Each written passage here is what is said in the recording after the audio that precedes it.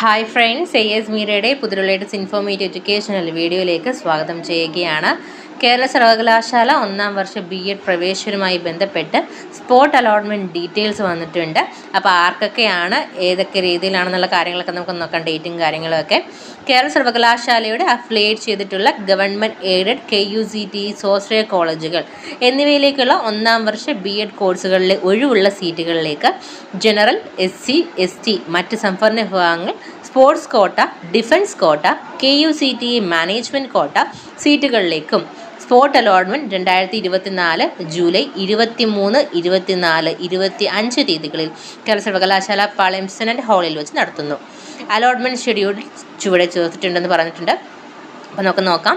23/7/2024 social science, English, Malayalam, geography, Tamil എന്നിവയുടെ spot അലോട്ട്മെൻറ്റുകൾ നടക്കുന്നതാണ്. 24/7/2024 physical science, natural science, Sanskrit, Arabic, commerce എന്നീ സബ്ജക്റ്റുകളുടെ spot allotment നടത്തും.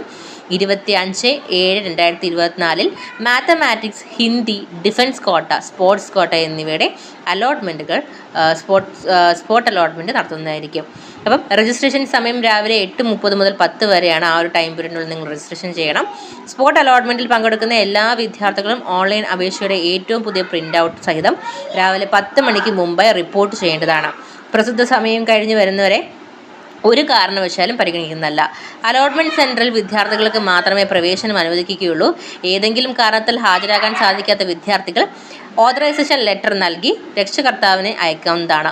നിലവിൽ കോളേജിൽ പഠിച്ചുകൊണ്ടിരിക്കുന്ന വിദ്യാർത്ഥികൾ സ്പോട്ട് അലോട്ട്മെൻറ്റിൽ പ്രവേശനം ഉറപ്പായാൽ മാത്രമേ TC വാങ്ങാൻ പാടുള്ളൂ.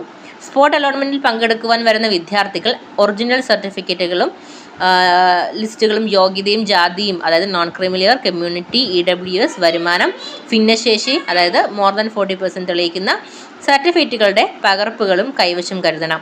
ഓൺലൈൻ അപേക്ഷ സമർപ്പിച്ച സമയത്ത് രേഖപ്പെടുത്തിയ യോഗ്യതകൾ തെളിയിക്കുന്ന സർട്ടിഫിക്കറ്റുകൾ സ്പോട്ട് അലോട്ട്മെൻറ്റ് സമയത്ത് സമർപ്പിക്കാൻ സാധിക്കാത്ത പക്ഷം ഈ വിദ്യാർത്ഥികൾ അലോട്ട്മെൻറ്റ് പ്രക്രിയയിൽ നിന്നും പുറത്താകുന്നതാണ്.